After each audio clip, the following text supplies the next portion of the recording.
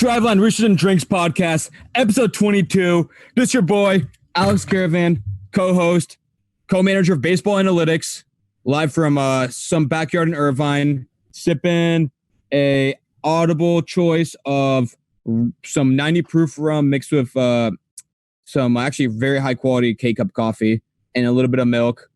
Very high quality. So not Coors Light? K-Cup. I'm not sure, dude. Honestly, it's one that you put in sideways. I've never even seen those before. I was trying to put them in like straight down, and then Kieran's mom came over. It's like, "What are you doing? You're about to ruin my K-Cup machine." What? Yeah. What the heck? Yeah. I have Is it espresso? Okay, bro. Introduce yourself, dude, for the new listeners. Anthony Brady, Driveline R&D podcast, primary host, head biomechanist, Driveline Baseball, drinking a cup of crappy K-Cup coffee with fresh, ice-cold Rainier. Oh, I was about to ask if It's real beer. It's 8 a.m. on a Sunday. Here I am drinking a real beer. 8 a.m. on Sunday. July You're going 12th. to judge me? Don't judge me. It's because I'm moving. I need this because it's moving, packing and cleaning. Nice.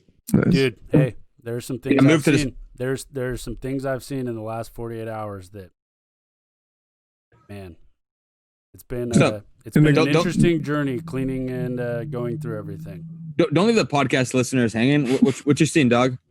No comment, but it's been an interesting 36 hours. I've come across some things I did not know.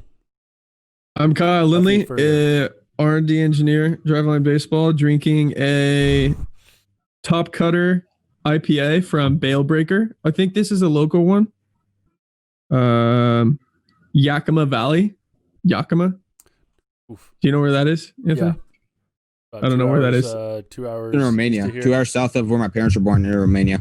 Yakima. I've actually had my car broke down in Yakima twice. Which one, bro? The old Subaru. The original, the 99 Which Subaru. old Subaru? I was about to say. The 99 Subaru. The one that broke down like 2 years ago. The one that had like $1 billion. It's still in the parking lot. No, it's not. It was there for a year though. Dude, 8 a.m. Rainier and coffee is doesn't taste great. Yo, what are you talking about, dog? 8 a.m. Yeah, it's 8 a.m. Yo, have that LED light. Have that It's LED an light 8 a.m. behind you. sun? Have that LED light behind you. Tell us the time. Oh yeah, that's true. Oh yeah, sporting. Shout out Colin Mayer, coolest person in the world. Yeah, birthday present gift. And he's saying that because I think that's the last person you want a spike ball game with. That is Anthony true. just finished telling us My all-time air. spike ball teammate and partner in crime with Lindley for Canada trip 2020 Yeah. And 2021. and 2021. Yeah, run it back next year to Banff. He was in town? He wasn't in town. He's in Montana right now. I'm still trying to convince him to move to Washington. Colin, if you're listening to this, move to Washington. We got room for you. I had to take my bunk beds down yesterday, but I'll put them back up. Very sad. Yo, Colin, I'm down for that rematch, man. You beat me and Max Engelbrecht. It was our first time playing together. We still played it pretty close. I want that rematch. I want to be eating on some Spuds fish and chips that you buy me. Wild bet. And listen, Colin, we can do whatever you want. We can do best out of 3. We can do best out of 5. We can do best 9 out of 17. Whatever you want, dog. You tell me the odd number, and then we'll play. Just doing spike ball call outs for the whole intro. Yep. Nice. But, stuff. Yeah. Let's get it going. I've been traveling a little bit this week. Right now in SoCal. You're clearly in SoCal. I could look at the picture, the view of you right now, and just like instantly know that you're in LA. This is where the CFO pick was taken, wasn't it? No, that was in Russia. What? Little did I know. SoCal and Russia look exactly the same. Dude, that was the day after myself and my friend, shout out Dennis Mosenikov, flew into Russia, and we were just walking around. Well, Mikey's right here, actually. Yo, Mikey. Dude, let's. I just want a quick appearance for what's up. We're just trying to figure out who the main host is. Oh, we got some audio as well. So yeah, we got Brady in the bottom. Your main host. We got my friend Lindley, who we haven't met, in the left corner, and we got So from the little bit of the R&D podcast and what I've told you, you kind of have like a regular host hierarchy. What are you thinking? I'm a little confused still, but I'm gonna go. Caravan is probably at the top. What? Good. And you guys don't know Mikey well, but there's a reason. There's a reason that only he's not showing the top of his head in this. What? Okay, sorry. I'll plug in my headphones back in. All credibility. Right. Mikey has tough thinning hair. Anyways. Okay, so I've been traveling a bit. Don't have too much in terms of work updates. Been mostly operational, working on some long-term projects, but thought one of the things we've been talking about ad nauseum is the SBM Block 2 that I started working on months ago. Kind of got lost in the shuffle. Had Lindley come in and help provide some biomechanic discussion. Brady obviously looked over it. Joe Marsh also looked over it. So hopefully we're looking to publish this next week. But I figure we can actually talk about the concrete, the kind of concrete results we actually found, and clear up anything for any past listeners that have heard us reference it like 12 times without us actually like going too far into it. So I'll lay the scene and I'll let you guys kind of talk like biomechanics. But essentially, SBM Block 2 is kind of started from some ideas by Brian Leslie, Daniel Moscos, past Driveline employees, about ways that height kind of influences full signal differences in biomechanical analysis. So what I did, I kind of split it across a few main factors related to height. So one thing I looked at was I looked at short throwers versus tall throwers, but I wanted to keep them in the harder throwing category. So I looked at short v tall, only of those who threw above 88 miles an hour. That was one control I considered. The other two were for both short and tall throwers, each of those subgroups. I looked in that subgroup and split it up between harder throwers and softer throwers. And again, harder throwers were 88 plus, and this all from mocap data. Softer throwers were 78 and under.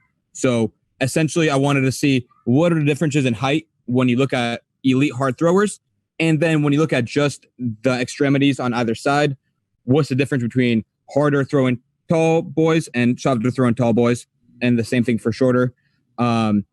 And use the term boy very endearingly. And the main kind of idea being, we wanted to isolate as much as possible around foot plant in this case, since we have had a couple pipelines, and all this nitty-gritty stuff will be in the blog, but that's kind of like setting in place, the way I approached it, why I approached it that way. So yeah, we can talk differences. You kind of want to get us started, Lindley? Yeah, I could just like talk about the things that were different. Yeah, exactly. We can just go into Siggy differences, I think. Yeah. Yeah. So, but in the sorry. One last thing. The tall throwers were 6'4" and taller. Shorter throwers 6 feet and under. And that's based on the mean plus or minus DSD of our collected athlete data. So the taller throwers had more throwing external rotation early, just before foot plant. They had a more open pelvis. They had less back hip flexion, so they were more extended with their back hip than the shorter athlete cohort. And then 2 more of the slower torso rotation, closer to ball release. So their torso was rotating just a bit slower.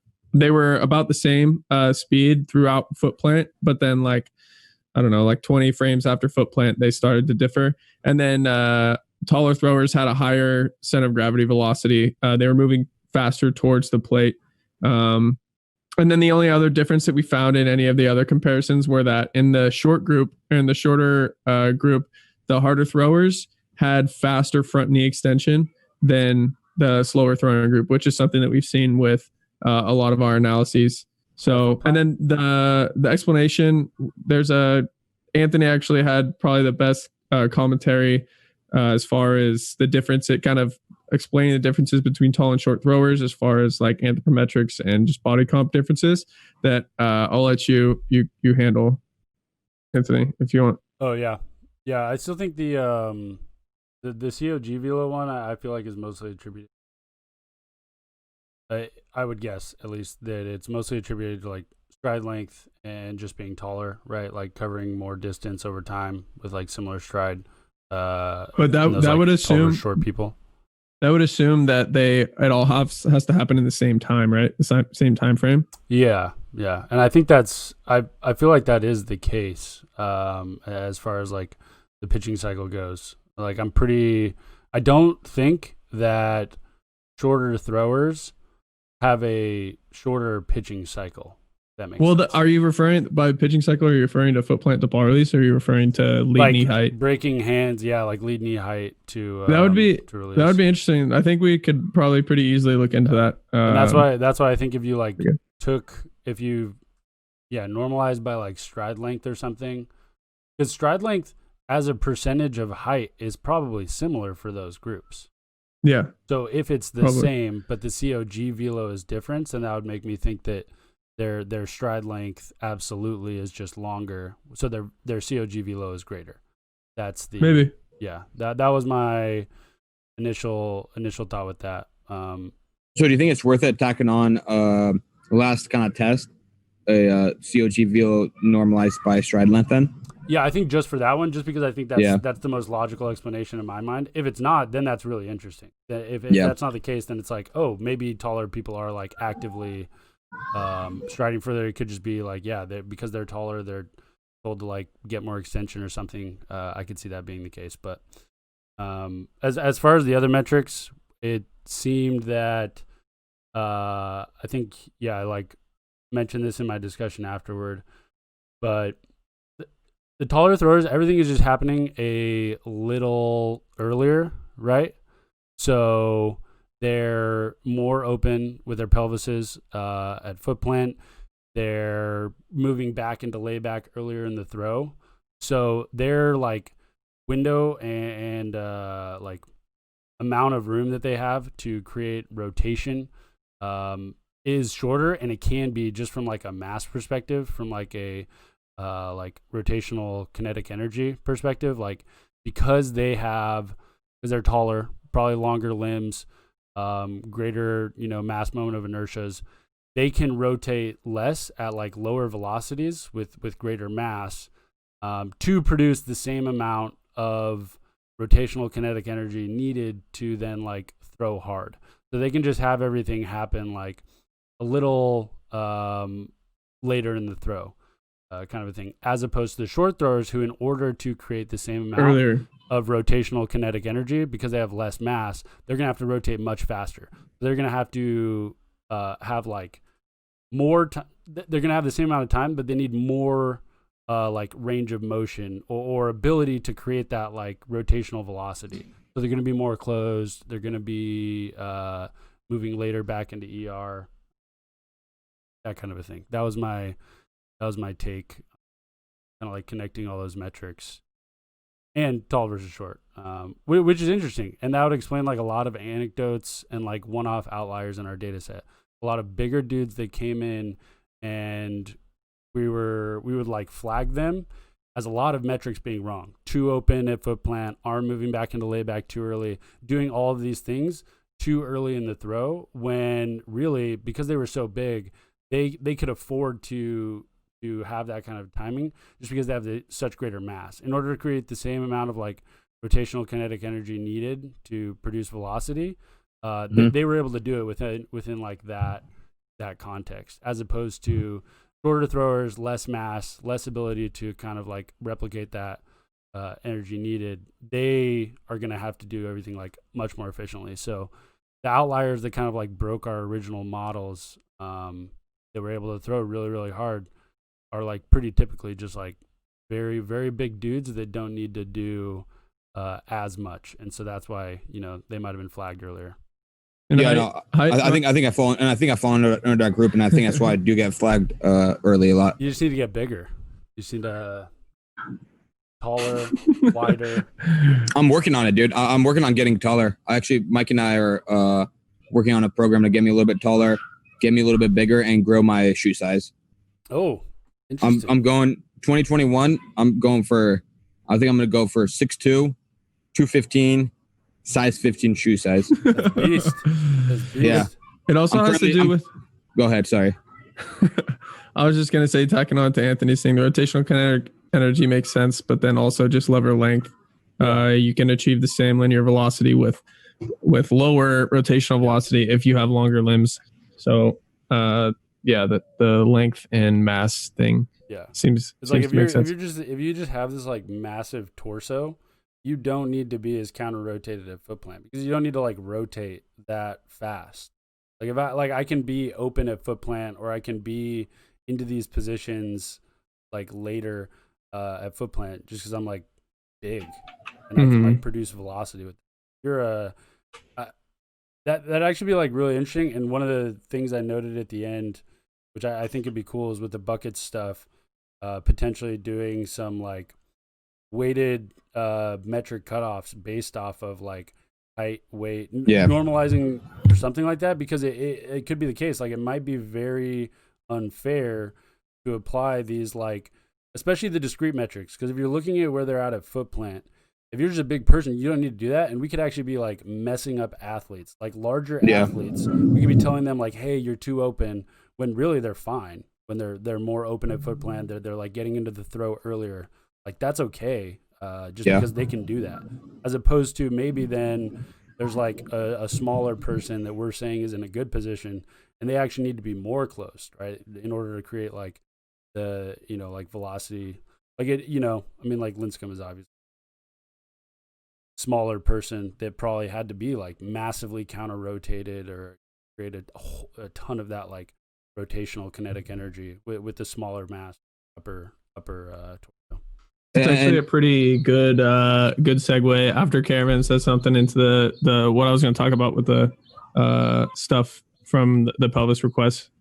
Yeah. So one last thing, I guess, like to kind of bring it back to what I initially introed with, that was one of the main things that interested me. I mean, it got brought up as an idea, and I was passionate about pursuing this because I wanted to reframe a bunch of our bucket work. And for anyone not familiar with it, we talk about kind of flagging people in certain metrics, assigning drills based on those flags, assigning weights on where they're flagged based on, how much they're flagged, how far across from the mean, how far across from like the 75th percent quartile, whatever it is. We've had an increasingly more and more nuanced system as we take in more and more types of athletes. And I really wanted to kind of pursue subsets based on height and how that impacts stuff to potentially reframe that. And as Lindley gets into the segue, Lindley, do you know how to spell, without looking it up, do you know how to spell the kind of segue you're talking about? No, based on you asking me that question, I assume that I don't. Isn't it SEGUE or EUE? EUE? UE, but like the E, it's like a special kind of E. Nah. What is it? Well, I called out because I remembered. I was trying to remember what Lindley had. What Lindley had like misspelled one time, or he said he like had no idea. There's two types of segue. Seminal. Yeah. Oh, seminal. Oh yeah, that was ridiculous. Isn't it SEGUE? No, there's two types of segue. I was hoping one of you guys was ridiculous. Isn't it SEGUE? Yeah. There's no different stuff. I was hoping you'd say Segway, like the actual WAY, like the scooter you hop in. Yeah. Anyways, no, yeah, but you would have to the same Segway. It was segue. like a different E or something. It's just SEGUE. No, I don't. Yeah, no. Segue. Yeah. Okay, Lindley skated out of embarrassment, but go ahead, Lindley. Intro the segue. Now for the segue. Segue into the segue. This week, Devin Rose hit me with a request looking at somebody. They're just interchangeable in your mind, or what? Yeah. No, they're just both roommates. Devin asked if counter rotation first, there are two relationships that he was interested in. First, pelvis counter-rotation and how it affects open pelvis, because there was a question of if we're trying to get athletes to be more open with their pelvis to foot plant, is that going to take away from their counter-rotation? Because it's possible that counter-rotation is like helps the pelvis rotate better later on in the throw. Like getting more loaded allows a better unloading of the pelvis. So those two things he was interested in. So I just basically tackled those by comparing pelvis like rotation min or something. Yeah. So I created the minimum pelvis rotation for that counter rotation metric, and then used that to find relationships between pelvis rotation, which I just described with peak pelvis angular velocity. Was that not in there? I didn't see it. I thought torso min and pelvis. Maybe it was only torso min that was in there. Min. Oh, it was labeled as torso or pelvis min velo, I think. But maybe it's not velo. Yeah. Maybe it was just like mislabeled. When we did the audit, I think it was torso min. Let me see if I can put up. I have it up right now. Keep going. Anyway, so we ran the database to have a pelvis min in there to get the maximum negative rotation. So the maximum amount that they rotated their pelvis towards basically the outfield, center field, before going to home plate. And so I compared that metric between two buckets. Well, first I did correlation plots. So I did pelvis rotation angle at foot plant versus pelvis counter rotation, and there was no significant correlation. And then I did the same thing with counter rotation and peak pelvis angular velocity. And found that more counter rotation did not necessarily lead to a higher peak pelvis rotational velocity. So they don't necessarily rotate faster if you get more counter rotated. But that was just like the first thing. And then I bucketed them. So I did very open based on the mean and the standard deviations. After some discussion with Caravan, I changed it to quartiles. So I compared for pelvis angle, I bucketed guys. There was 106 throws in each of these buckets. And there was guys who were very open at foot plant, which is the fourth quartile. So the top 25%. Okay. And then kind of open, the top or like 50 to 75%. And then kind of closed, and then really closed at foot plant, and found that there was no the means were not different between those groups of pelvis counter rotation. So none of those groups got significantly more or less counter rotated. So we can like kind of use that to infer that getting open at foot plant doesn't keep you from getting counter rotated early in the throw. Basically, that doesn't necessarily mean that if we tell somebody that they should get more open with their pelvis, that they're not going to counter rotate less, because we didn't like control that and actually test that.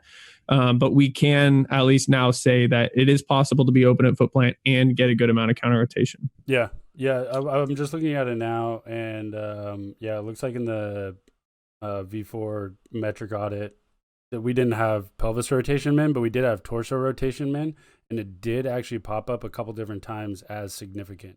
So that's pretty between harder and slower throwers. I think it was one of the ones. It was like a secondary metric within the hierarchy. So it was like between this still top secret info. Oh, the buckets spreadsheet. Well, really quickly, what pipeline database were you using in Lindley? V5. Only V5. V5. Interesting.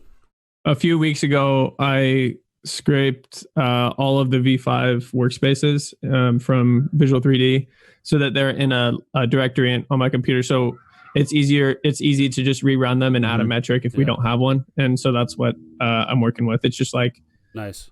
What's the N on that? 106 throws. It's by throws. There was 106 throws in each of the buckets. So I don't know what that math is. Like 35, 424. You could run these on V4 data sets too, because we have like a bunch of CSVs in the box from the V4 data. That's what did the okay. On. But so like trunk angle min was significant in looks like max hip shoulder separation. So like ability to create good or bad trunk angle, max counter rotation was a factor there. Same with hip shoulder separation at foot plant, kind of a thing. That makes sense. But yeah, very interesting. I wonder if you ran the same thing on the V4 data set, if pelvis min would be, if you'd have the same findings. Yeah, I can definitely do that or soon here. And then the next thing was because this whole like question was based on the assumption that getting Twitter. was based on the assumption that getting more counter rotated allows you to rotate better or more efficiently or faster. Or just like rotate better was kind of subjective. So I just chose peak pelvis rotational velocity. So then I did the same bucketing thing. I did compared the 4 quartiles of pelvis counter rotation and compared their peak pelvis angular velocity. And there was no significant difference between those groups either. So people who got more counter rotated versus people who got less counter rotated did not necessarily rotate their pelvis faster, at least at the maximum point in the throw.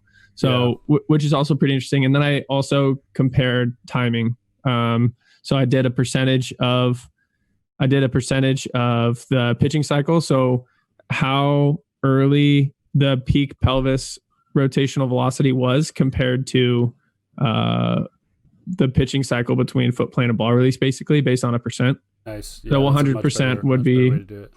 Yeah. So, and there was no significant relationship there either in a correlation.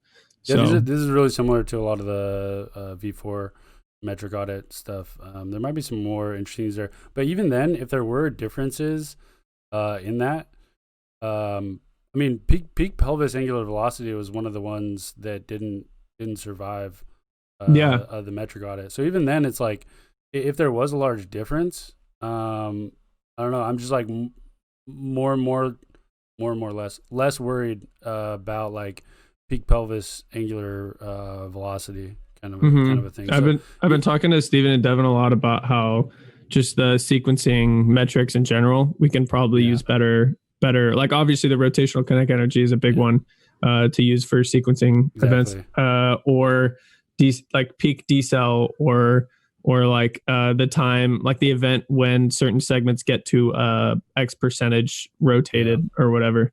So I think that was definitely one thing we did wrong on like R&D side as far as like communicating the data and the system and stuff, was like, I think a lot of the trainers and a lot of people too that we've talked to about this stuff, they just think that all of these like metrics are important equally across the board, which is, and like, again, it's not their fault. That's basically how we wrote it up and how we set it up, but that's just like not the case. And especially now, and then like, you know, talking to them, it's like, peak pelvis angular velocity needs to be here and all the other metrics need to like also be at certain points in time. They just think that like each one is as important as the other, when that's just like not the case like at all. I think we should prioritize. Kind of like re like writing up even what we sent to Lindley, Steven, and D Rose. And kind of having that at public facing, especially now that gym's open. Yeah, most definitely. Back up. Well, because that's not rolled out yet, right? Like we still have the opportunity to kind of no. I mean, it was rolled out. It was rolled out hesitantly, but like there's not the new system isn't implemented yet. No. So I think the three of us. I think a good explanation of like the hierarchy will matter. And honestly, what might be a good quick version of the audit. And I know like Lindley, you've read like the more, the updated version, but it could be. Like you've done more recent research requests and everything. It could be a system of me and Brady kind of vetting, metric by metric and conclusion by conclusion to you, and you almost like bouncing off like, oh, okay, what would you guys think of this? Oh, that's really interesting. Like, but what about this? You know what I mean? Like, because I think that could be really productive. Yeah. Do like a roundtable thing for getting that better explained. Yeah, because I think either A, you might bring up a bunch of good points you haven't considered. B, like we might realize like why something we were putting weight on actually in light of other frames of analysis doesn't actually make that much sense. Yep. Or just like we just like anything that comes up that we overlooked. I mean, for myself, I'm going to need a heavy refresher anyways on all that stuff as well. We got so deep into it and then just immediately jumped all the way out of it. I ran like 100 analyses in like 4 days and then blacked it all out next week. I actually ran into a couple of those pieces of paper when I was cleaning up the house yesterday. Just like notes and stuff. Beautiful mind-esque drawings of like, connected arrows and this an outlier, just an outlier. Like this one works here, doesn't check off here, and then just like brutal. Just off the deep end. Yeah. Brutal. So that was the pelvis investigation of the week. Might just make it a weekly thing at this point. What's the next one? We got R versus Python. All right, what are we segueing into next? Segue. Yeah, so SEGUE into actually like kind of started off started off a debate I thought it was a really interesting conversation, but mine and Brady's roommate and coworker Spencer Schneier. I'm Team R. Team R right here, baby. This is the only R. This is the only R I care about. Whoa, that's messed up, dude. Not even Driveline R? Hey, I'm Team Driveline D. I leave the R to you. Nice. Team. That's my R. Team index fingers.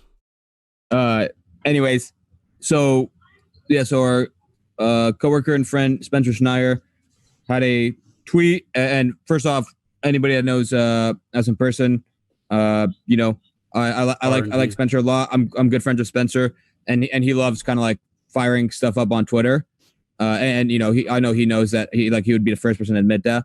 So like I know it's intentionally inflammatory. He kind of was pooping on R a little bit on some social media. Dude, I'm bringing him up. Hey, yo, Spencer, bring him up, dude. Bring him up. I'd love to see him.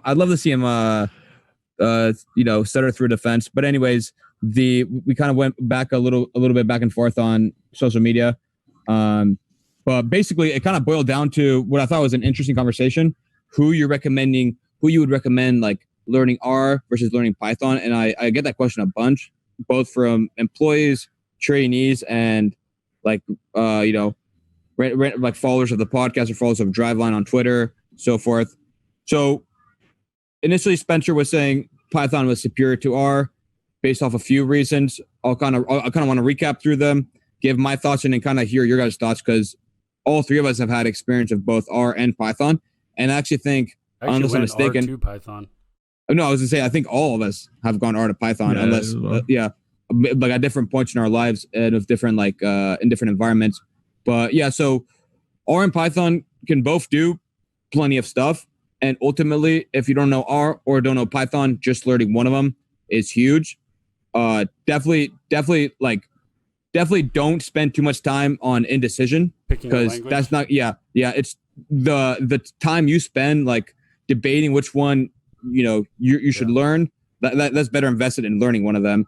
Yeah. But to give a kind of a quick broad overview, like I said, both of them can do quite a bit. R was initially designed, I think, for more academia and scholarly reasons, and they have very user-friendly statistical packages and constantly updated packages. A lot of times, packages are popping up every month, sometimes every week, and they're catered towards sometimes specific departments of schools. Like the way I learned R was when I was taking my first upper division stat class at UC Berkeley, and we have like a school license. Like we went in, we downloaded an R license, and there's like, one of the best or one of the most useful stats basic packages on R is actually called like Psych. I think it's like the library Psych. It was like developed for a specific psychology department, I believe. But anyways, R has quite a bit of use for data analysis, statistical analysis, general math, general like data frame agglomeration. Python has all that stuff too. Usually boiled down a couple modules, boiled down to NumPy, Pandas, scikit-learn, that kind of stuff.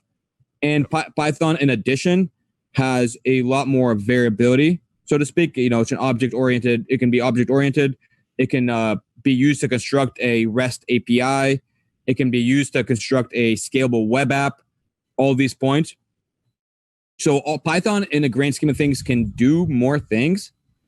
R can do a few things better is basically the contention I had, kind of going back and forth with Spencer. And I don't think R is better in Python. Like I said on Twitter, and I'll say now, I think it's better in certain things.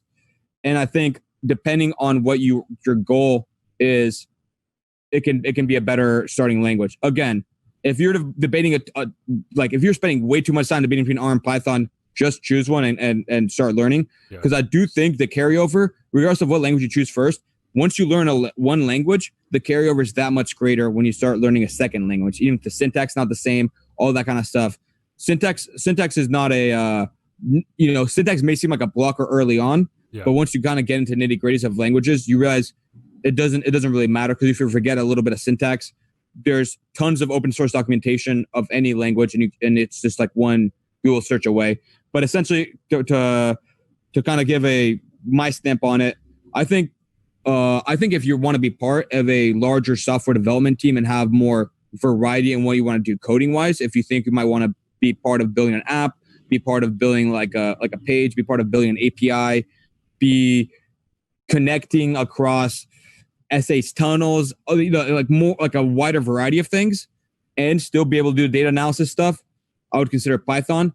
If you just want the quickest way to kind of move out of spreadsheets and start implementing, all these algorithms you've heard about, predictive models, linear regression, data frame subsets, all that kind of stuff, I would probably recommend R. I think it's actually a bit more user friendly for that. And if you even you could look up Google R linear regression, you'll see it's 3 lines of code away from running it. And sometimes it boils down to, and Python's not that much more, but Python has more data types. Python can have more complex built-in data frames, nested stuff, all this kind of, there's like multiple ways to subset, and some of them have slightly different outcomes, all that kind of stuff. Python, once you get familiar with it, like I said, you can definitely do more things. So if you want a longer term end game when it comes to coding, Python might be the choice for you. If you just want to kind of rush into more advanced data analysis right off the bat, I think R is a great choice. And like I said, I personally didn't have too many issues going from R to Python. And I'm very curious to hear your guys' thoughts, because like I said, we all have some R Python experience. We also have some Python experience, and we all went R to Python. So what do you guys think?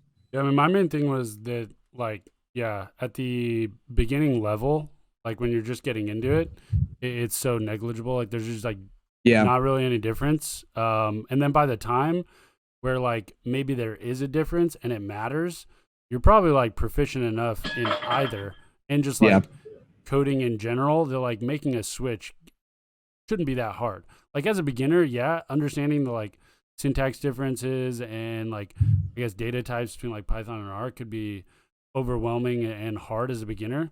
But as soon as you're proficient enough to where it actually matters which one you're using, I feel like switching is that, or even learning the other one, I was gonna say, after you're done, I was gonna pop in with one other key point I blanked on, but yeah, go ahead. I just feel like so much of learning to code, as weird as it sounds, was literally learning how to code in general, which for me was a lot of learning how to Google the right thing, or how to test things, bug check, stopping scripts, looking at the console. I mean, it took me forever to get to the point where it was oh, that's how I should do it, and you showing me oh, you should, good coding practices 2019, right? That, just learning how to learn to code was enough for me. But I also had a pretty informal raw entry into coding through R and stuff like that, and then just went into Python blind. But yeah.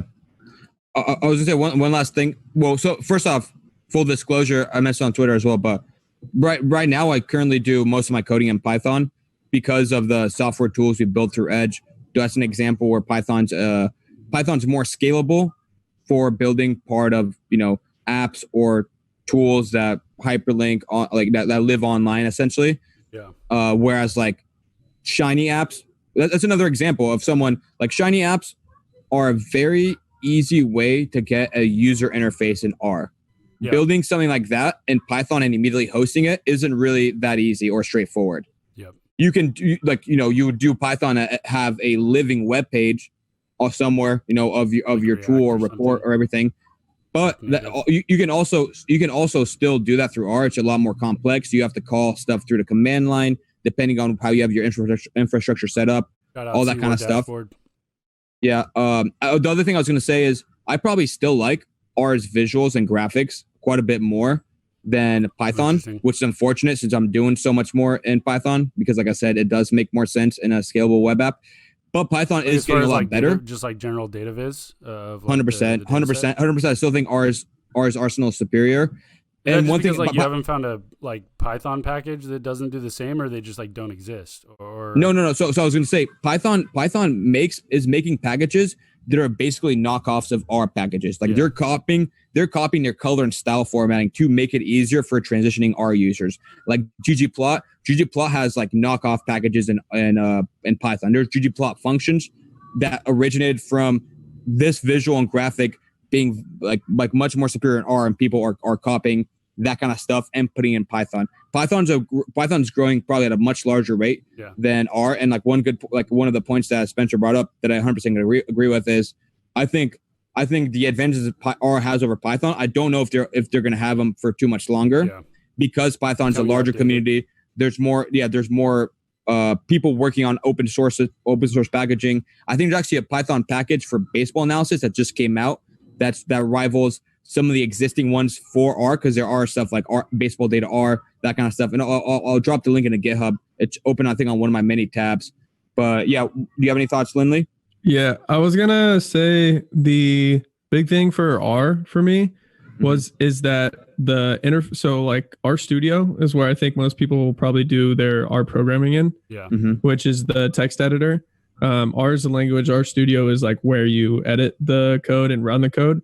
And R Studio has some really, really, really user-friendly things. It shows all the environmental variables. It shows everything available to you in your scope. You can easily graphs. Yeah, you have the graphs, you have a console, everything has their own little pane, and you can see everything, and you can run it line by line really easy. You can just click on a line and run that one if you want to. So I think that's one of the big things, especially coming from MATLAB, where MATLAB has even more user-friendly interface where you can manipulate, you can view data. If you just have a data table, you can just double click on it and it'll come up as a table. It's like an Excel table. I always forget MATLAB was actually my very first coding language.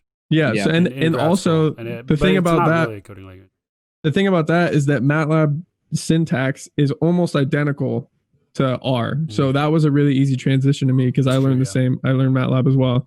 And then I also think my only other thought is that Python, outside of the things that you guys have said, Python, there are ways to code in Python very, very, very similarly as R. If you set it up and you have the same approach, the only difference is a couple things, referencing these functions from a certain library is a tiny bit different, but you can code basically the exact same way. So I don't think just changing the Google search, one word in the Google search. You Google search the same thing instead of in R, you say in Python. Yeah. Exactly. And a lot of times, a different Stack Overflow.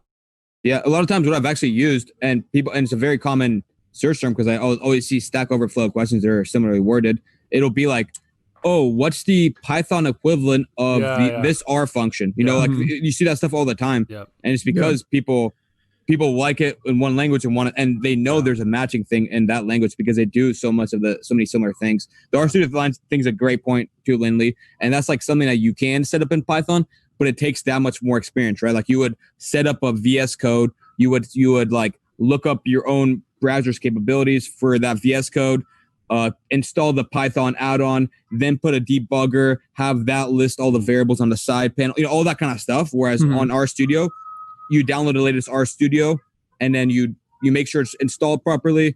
You open it, and there you go. You have your script, you have your output, you have your existing environment variables, you have a help section with any plots or packages you've downloaded. The help thing is another good thing about R Studio that I forgot is you can easily just literally say help this, and then it'll come up with a PDF that It gives you instructions. Yeah, and then interface in our studio is actually. Our studio does crash a bit, though, at least when you're, and that's on another hand. I don't want to spend this whole podcast debating R versus Python, although that's actually honestly this might be one of the more helpful or interesting segments we do, because I think a lot of people do have this question, like on the Python's faster. Python's much faster for large databases. It's definitely an FAQ that I get quite a bit. It's like, I want to get started. You do as well? Yeah. Just like want to get more into coding. But I get it from kind of like two types of people. I think one being zero coding background, like coach in baseball that just like wants to get started in something. But then I'll also get it from like people that I went to school with, like more like university background, who like their background is more in like things like SPSS, MATLAB, Excel, that kind of a thing, and wondering if like R is a good switch from there. So like I feel like the university background, institutional people, like R is probably the play just because of the statistical power. It's not like, in a university lab you're like making like scalable apps or something, It's also just a standard, like there's as far as statistical software goes, it's like Minitab, Jump, like all these things, and then R is like in that mix, whereas you wouldn't see like Python in there or whatever. So the one like SAS or something. SAS I think. I used that in for my econometrics class in college. I remember. I used used it. SPSS and SAS. Yeah, and the last thing that I wanted just to like tack on that my thing about being able to code similarly in R or in Python, if you set it up the same way, I'm not a super proficient coder. Like I'm able to do the things I want to do, but I still don't think I'm not efficient as far as like using objects the right way or like doing things the most time efficient way as far as processing time. But so I still think that I'm kind of doing it with the approach that I'm in, like I would be if I was in R or MATLAB. So I think that is plenty good for like 80% of applications, unless you're in like product, like software product development, like you were talking about before. So and that might be the viewpoint Spencer's taken on it as well. He's done more software development stuff rather than like the actual data analysis things that R might be more user friendly for, and he probably already has more experience with like software and stuff where the user friendliness of R isn't as much of an appeal to him. But definitely think, like I kind of said at the very beginning, they can do a lot of the similar things. They have slightly different scopes, and I think both have their uses, and really depends on how much what your coding scope kind of is. And again, if you're just stuck and spending way too much time trying to decide which one, just start one. And I mean, if it doesn't, to solve it. Google how to solve it with it. Just apply if you're just doing data analysis, and if you have some experience in Excel, just start building out what you would do in Excel. Start building out R or Python, like and then kind of have that at the beginning of your script. Table of data. I want to do a t-test on these, columns. How do I do that and whatever? Yeah. But I mean, none of them are going to rival, the Visual 3D pipeline text editor. That is the ultimate coding language. Nothing better than that. One Spencer kind of had a funny line. I thought it was funny. Somebody said, his original tweet was R is terrible. And then somebody responded, even for data analysis. And he said, for everything, period. It's so bad we should consider making the alphabet 25 letters. Just removing R completely. That's good. Good. Yep. Yeah, I'm Team D. Team D still. That's fucked. Yeah, I should have known Lindley's Team R also, based on the allocation of R&D responsibilities. Team R&D. Anyways, moving on to our last segment, journal review. What's up? We're seguing. That's right. It's spelled SEGWAY. I thought it was seminal. We're seminaling. Well, this could be a seminal to force a transition here. This could be a seminal piece of work in terms of the physics of fly ball distance. But essentially, and I'll screen share here. This is a newest kind of piece by one of the leading physicists, if not the leading physicist in baseball research, Dr. Al Nathan, who we've referenced before on the podcast, who you got to hook it up with the screen sharing, by the way, Lindley.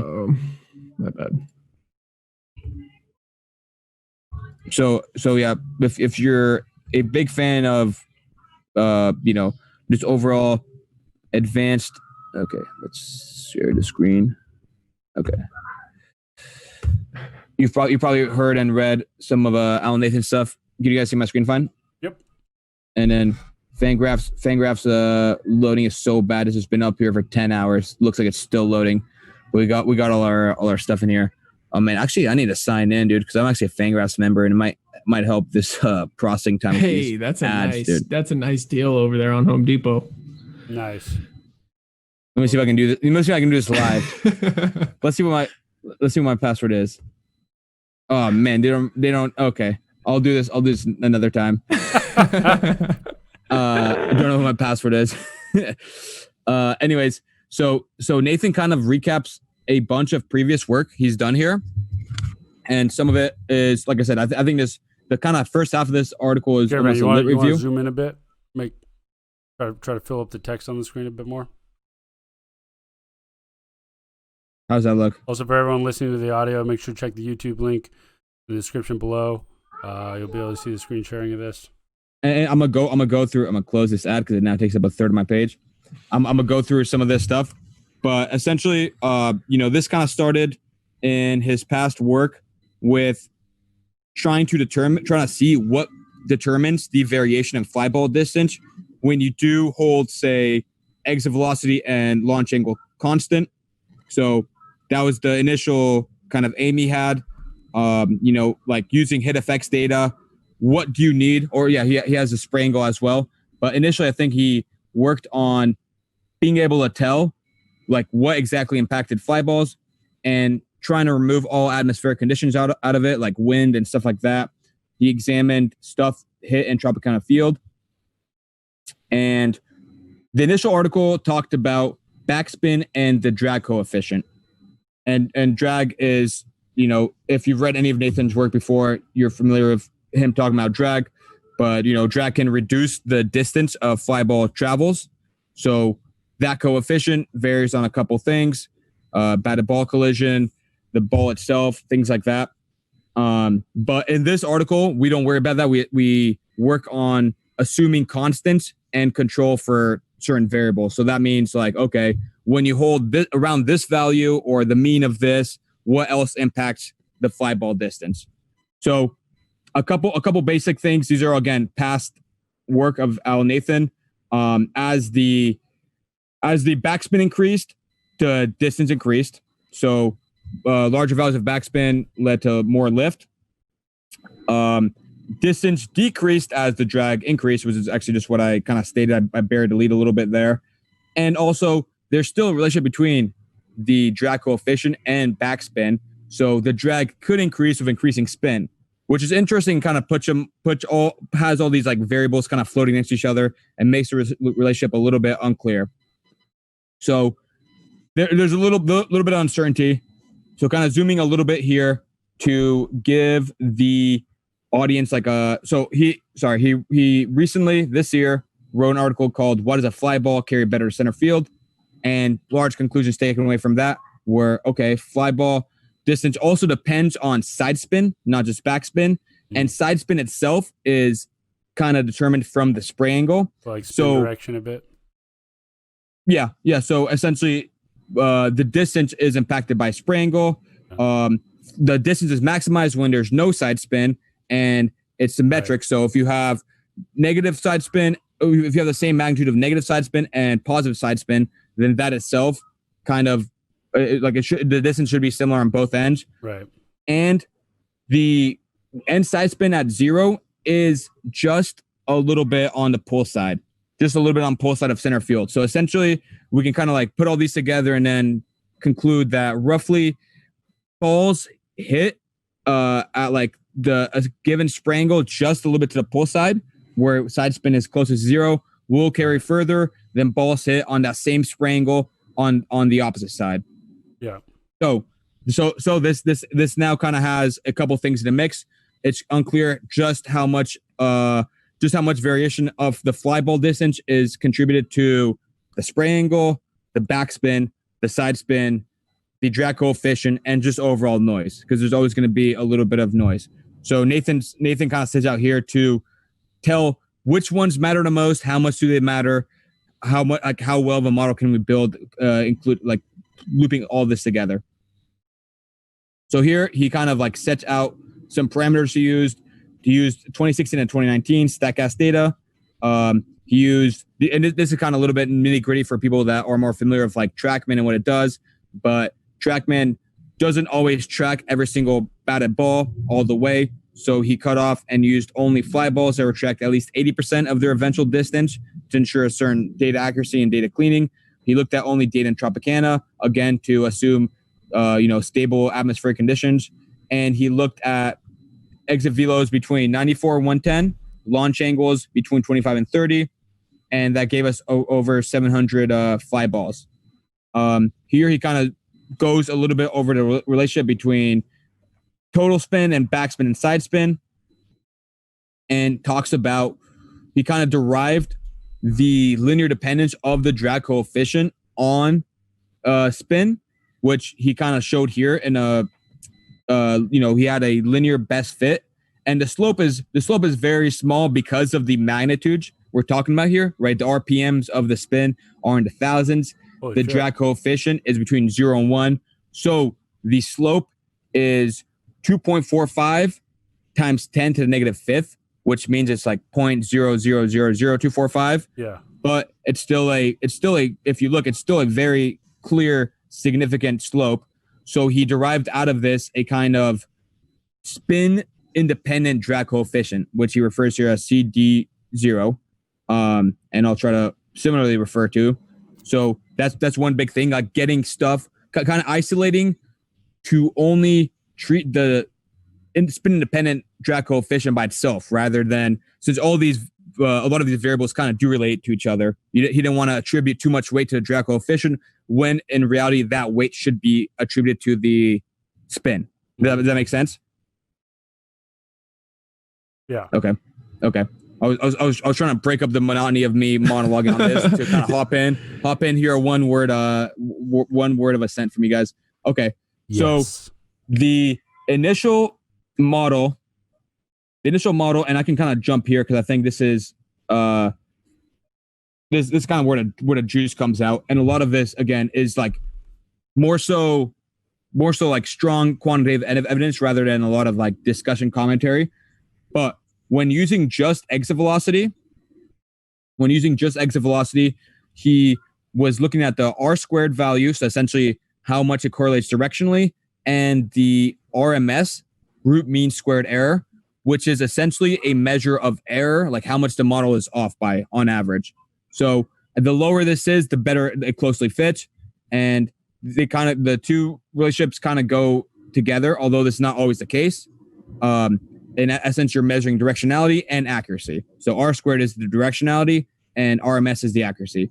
So holding launch angle kind of in that range, controlling for exit velocity already gives us a pretty good relationship. And the models are here. So I'll just say first one, exit velocity. This is what the model kind of looks like. Second one, we used an adjusted spray angle, and essentially, since the spray angle really kind of depends on the backspin and side spin, this is another way of thinking about controlling for the means of the backspin and side spin.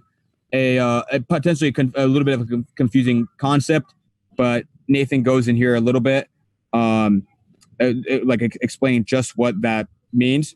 But essentially, the idea is, the way he puts it, side spin is strongly dependent on spray angle, and backspin is weakly dependent on spray angle. So the second model already jumps a bunch, as you guys can tell. The data fits a lot more closely. The R squared goes from 0.56 to 0.81. Then mixing in backspin, we jump to 0.85 R squared. RMS is now 9.9. Fourth model, R squared is 0.89. Now baking in the side spin. Why did Why is that?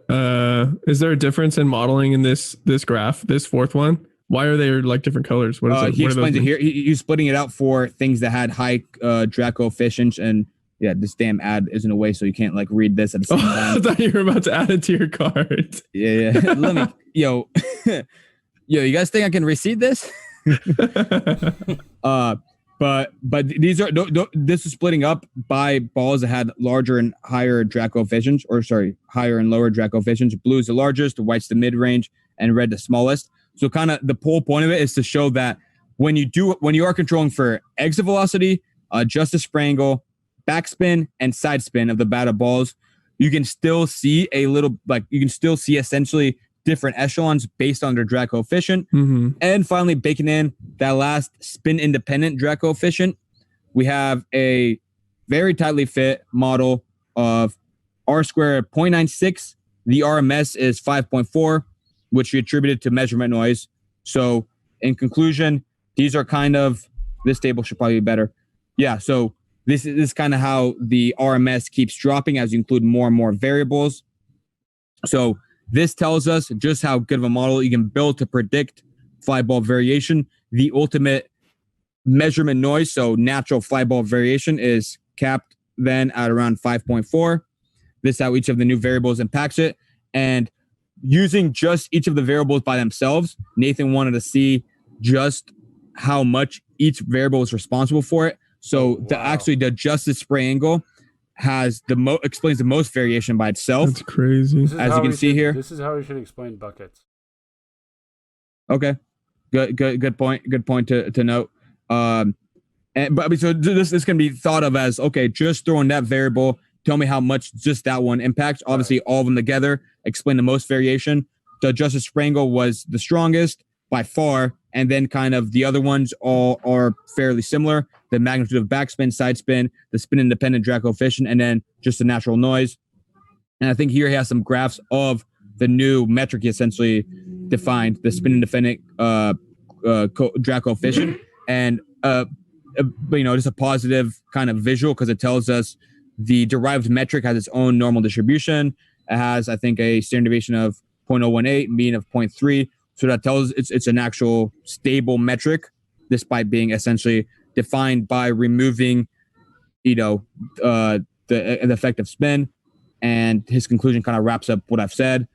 And this is kind of like currently the leading public source of information on, just what goes in a fly ball distance. When was this published?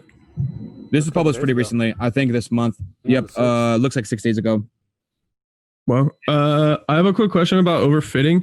So we talk about that a bit in the previous podcast. Is there a possibility that too many of these metrics are going to cause overfitting, or does he adjust, or is that taken out because he does things like does the drag coefficient and hopefully making it spin independent? Yeah, so that's the overfitting is overfitting and collinearity, which is a different concept where one of the explanatory variables kind of explains the other, so those aren't causing the same root problem. They sometimes go hand in hand. They don't always go hand in hand. Okay. But collinearity will for sure overfit, or I shouldn't say for sure because there's always different data environments and situations. But one of the things he tried doing was having all these controls, setting everything within that range to keep things as uniform as possible. Not have some wild side spin value at 40 or whatever that led to some crazy fly ball, and then the model overfits there because it has one data point that's out there. That's so two big things he did to reduce overfitting is building metrics like the spin independent drag coefficient and attempting to control everything within a specific data range. So again, controlling all the launch angle, exit velocity, adjusted spray angle as it keeps adding on stuff. It actually is. I mean, now that you mention it, I don't know if let me control F for this real quick. No, I guess I was gonna say it could be a nice added bonus to make clear whether these R squared values are just overall R squared values or adjusted R squared values. Because I think I've mentioned on the podcast, the more variables you add, the higher your R squared value will go. So that's why you usually want to do an adjusted R squared value, because that penalizes by the amount of variables you have. But these R squared values are quite robust, and these jumps are like even here near the end where they're not jumping as much. I mean, based on the magnitude, if you already have an R squared value of 0.89, which by the way, like means like your R value will be well above 9, right? Because if you have an R value of 0.9, that R squared value, if you can do that math, is 0.81. So 0.89 means like, you know, your R is just like in the mid 9s. You know what I mean? So to already have that much variation explained, and you add another variable and it jumps up like another 6% is pretty huge. I assume the adjusted R values, if these aren't adjusted, would be slightly lower. But like given all the controls and spin like independent metrics you kind of devise and the actual results, I'm not as worried about overfitting. But that's a really good point in general when it comes to like models where you use quite a number of parameters and are like, you know, attempting to deduce for the differences in variation as you go from model to model. I have one more quick question. Did he mention, this is another thing we've mentioned on the podcast before, using a test and a training data set and testing data set? Does he talk about that at all? Like what data he uses to create the model and what he uses to test on it? So he mentioned like the data set he used was all the Tropicana balls. He didn't, I don't know if he used a training data set. And the reason for that is essentially he's trying to build a physics-based model rather than like an ML model. Sometimes go hand in hand, sometimes they don't. But that is, if he didn't use a training data set, I mean, like, I think if he didn't use a training data set, the answer, or I'm assuming the reason he didn't use it is because this sample size isn't that big. I mean, it's big also enough. very, very like specific. Yeah. That's it has to be between 94 and 110, launch angles in a range of 25 and 30, and Tropicana, and between 2016 and 2019. You know what I mean? Yeah.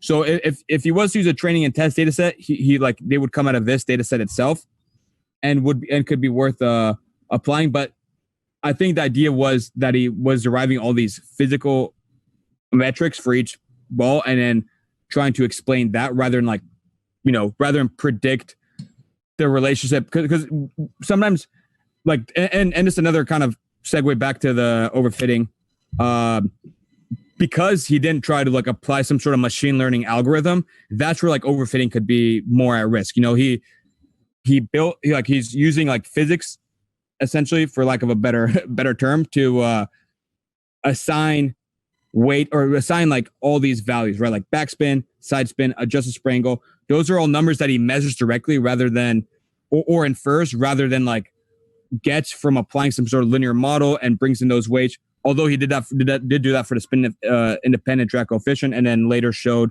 the normal distribution and why like that's a salient metric to use. But like if this had been like some sort of prediction random forest, something like that, the overfitting would have been a bigger concern in my mind. For sure. That makes sense.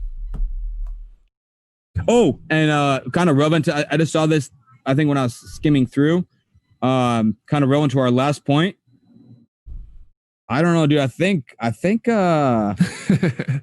Nathan might be TMR as well.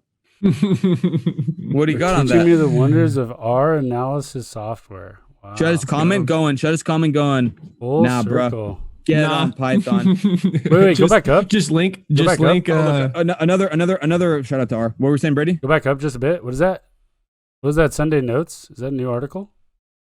Kyle Bodie is bullish on Hunter Green? Yeah. Oh, wow. All right. On the next episode of the R&D podcast, we'll get into Kyle Bodie being bullish on Hunter Green.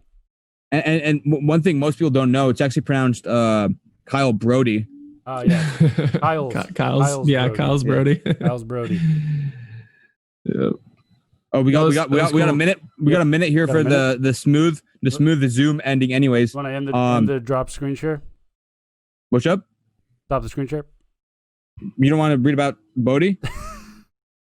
Yeah, I'll say to wrap. I prefer to do it on my own computer. Well, hey, before we get ended by Zoom, Lindley, how's your calf doing? I did jump ropes the other day, and it's a little hurting, but I think it might be good for this week. Okay, cool. Yeah, let's run when we get back. And your boy might hit another 3-hour tennis game with Mikey, dude. My fingers win another pair of sunglasses. dude. My fingers were going numb. We played best 3 out of 5 in the LA Heat. Like I said, game 5, I was up 2-0. My fingers started going numb. I couldn't feel my racket. I returned a serve with the side facing the net, and I was like, oh my god.